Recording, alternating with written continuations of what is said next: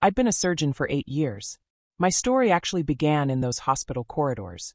That's where I met my husband, both of us young doctors, sharing coffee breaks and discussing patient charts. Back then, his smile could light up my whole day. We fell in love hard and fast, building what I thought would be our forever story. But things change, don't they? These days he was different. The warm smile I fell in love with appeared less and less. He started working late, making hushed phone calls, and giving vague explanations about important meetings. I tried to ignore the signs. After all, saving lives was easier than facing what was happening to my marriage. Then came the message that shattered everything. It was a particularly exhausting day at the hospital. 3 back-to-back surgeries had left me drained, and all I wanted was to grab some takeout and head home. Suddenly my phone buzzed. Thinking it was another working late message from my husband, I almost didn't check it. But something made me look. The message was from an unknown number. As the photo loaded, it was of my husband with another woman. They were laughing, her hand resting on his chest, looking like they didn't have a care in the world. Below the photo were 2 simple words: "I'm sorry." Cars behind me honked as the light turned green, but I barely noticed. My hands shook as I drove home. Our apartment felt cold and empty when I arrived, the silence broken only by the hum of our refrigerator and distant city noises. I sat at our kitchen table, staring at my phone, when something caught my eye. His suit jacket was draped over a chair, the one he'd worn 2 days ago. As I picked it up to hang it, a piece of paper fell out. It was a hotel receipt, but that wasn't what made my blood run cold. On the back, written in lipstick, was a note: Room 4002. Don't be late, darling. Every late night, every missed dinner, every vague excuse, it all made sense now. How long had this been going on? How many times had he lied to my face? The thought of him laughing with her, touching her, made me sick to my stomach. Before I knew what I was doing, I grabbed my car keys. The fancy downtown hotel wasn't far. I could be there in 15 minutes. My hands trembled on the steering wheel as I drove. Every woman I saw on the sidewalk became a potential rival in my mind. The hotel's grand entrance loomed ahead. As I walked through the revolving doors, my legs felt like they might give out. And then I saw them, my husband and his lover, standing in the lobby, completely lost in each other. The sight of them together, so comfortable, so intimate, made something snap inside me. I don't remember crossing the lobby, but I'll never forget the sound of my hand connecting with her face. My husband's shouts echoed through the marble hall as I ran back to my car, tears streaming down my face. I just wanted to get away, to escape somewhere, anywhere. But fate had other plans. As I pressed the brake pedal, nothing happened. My car kept speeding forward, out of control. The last thing I remember was the screech of metal and the world spinning before everything went black. When I finally opened my eyes, I was in an unfamiliar room. We'd been friends since high school, over a decade of shared secrets and support. But the look in her eyes told me this wasn't going to be an easy conversation. Sarah stepped out to take a phone call, and when she came back, she couldn't meet my eyes at first. "You've been unconscious for 6 months," she said quietly. Then she told me everything that happened after my accident. My husband had been following me that night, his lover still by his side. They watched my car crash, and do you know what he did? He called an ambulance and left. Just drove away like I was a stranger, someone else's problem to deal with. The police showed Sarah the footage from my car's dashboard camera, proof of his cold-hearted abandonment. But that wasn't even the worst part. While I lay fighting for my life in a coma, my husband and his lover went on an expensive vacation. Using my money. He'd cleaned out our joint savings account, everything I'd worked so hard for, and bought them a luxury apartment. The same money that was meant for our future, our dreams, was now funding their love nest. Sarah became my legal guardian while I was unconscious, handling all my affairs. She told me how she tried to confront him, but he wouldn't even take her calls. "He's changed," she said, wiping away angry tears. "He's not the same person anymore." As I lay in that hospital bed, processing everything, something inside me hardened. The woman who believed in fairy tale endings died in that car crash. In her place rose someone stronger, someone who wouldn't let this betrayal go unpunished. My recovery was slow but steady.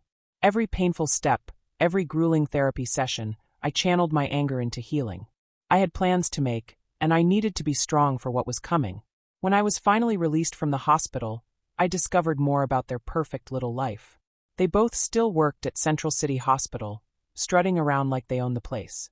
My husband, soon-to-be ex, had even gotten a promotion while I was fighting for my life. The day I walked back into the hospital, heads turned. Nobody expected to see me there, least of all them. I'll never forget their faces when they saw me. I walked past them with my head held high, straight to the hospital board's office. You see, while I was recovering, I'd done my homework. Their affair had started at work, using hospital resources and time. I had proof, security footage, inappropriate emails sent from hospital computers, everything. The board took workplace conduct very seriously, especially for senior staff. My husband tried to confront me that evening, showing up at my new apartment. The confident man I'd married was gone, replaced by someone desperate and threatening. He demanded I stay away from his beloved while our divorce was being finalized. The audacity of it all.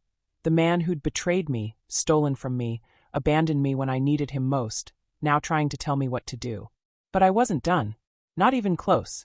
As I finalized our divorce, making sure I got every penny I deserved, I discovered something that changed everything. His lover was pregnant. They were about to start their perfect little family, built on the ruins of mine. But karma, as they say, had other plans. Through carefully placed whispers and strategic moves, I made sure their medical careers in our city were over. No hospital would touch them. No pharmacy would consider their applications. They had sown the seeds of destruction, and now they were about to reap the harvest. Watching their life crumble became my secret mission. I hired a private investigator to keep tabs on them, and what I learned was better than any revenge I could have planned. My ex-husband, once a respected doctor, was now taking odd jobs just to make ends meet. His pregnant lover, used to a luxurious lifestyle, was clearly unhappy with their new situation. I'll admit, I took it a step further. I created a fake job posting for a gardening position, hired a guy with a booming voice to play the boss, and watched my ex-husband interview for it. The hope in his eyes when he got the job, he had no idea I was pulling the strings.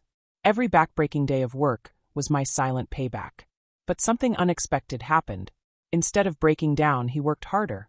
Every job, no matter how difficult, he did without complaint. He was fighting for something, his unborn child, his new family. When he came to ask for a loan from his boss, trying to buy something nice for his pregnant lover, I saw a different side of him. His voice shook as he begged for help, not for himself, but for her. It threw me off balance. My perfect revenge plan didn't feel so perfect anymore. Standing there, watching him plead, covered in dirt and exhaustion, I felt something shift inside me. Was it pity? I couldn't tell. After a couple of months, their baby was born. A healthy little boy. For a while they seemed happy. My ex-husband doted on the baby, and his lover glowed with new motherhood. But happiness built on betrayal has shaky foundations. 6 months after the baby's birth, the cracks started showing. Money problems wore them down. My ex-husband worked himself to exhaustion, but it was never enough. And his lover? Well, she found comfort in someone else's arms, a charming doctor at her new workplace. When I discovered her affair, the irony wasn't lost on me. I gathered evidence, pictures, videos, and sent them to my ex-husband. He was alone with their baby when he opened that package. The same man who'd betrayed me now faced betrayal himself. But his reaction surprised everyone. He forgave her. Maybe it was because of their child, or maybe he was just desperate to keep his family together. It didn't matter, though. One night she left them both. Just a sorry note on the kitchen table. My ex-husband became a single father, drowning in debt, struggling to care for their child alone. I thought this would finally bring me peace, watching him suffer like I had. Then tragedy struck. Their baby got sick, a high fever that wouldn't break. By the time they reached the hospital, it was too late. My ex-husband couldn't even afford a proper funeral. The man who once had everything now had nothing. These days, I sometimes see him walking alone in the city. He's a shadow of the man I married, broken, lost, searching for something he'll never find. The revenge I wanted so badly tastes bitter now. Watching him suffer doesn't bring me the satisfaction I thought it would. They say time heals all wounds, but some scars run too deep. I've moved on with my life, focused on my medical career, built new relationships. But sometimes late at night, I wonder about the cost of revenge, about the fine line between justice and cruelty. Was it worth it? I honestly don't know. My story doesn't have a happy ending. At least not the kind I dreamed of when I first fell in love in those hospital hallways. But it taught me something important. Sometimes the best revenge isn't about making others suffer, it's about finding the strength to rebuild your own life from the ashes of betrayal. Today, I still work at Central City Hospital. The halls that once witnessed my love story now echo with different memories. But I've found peace in helping others, in saving lives, in being someone stronger than the woman who crashed her car that night. Maybe that's the real victory. Not in destroying someone else's life, but in rebuilding your own.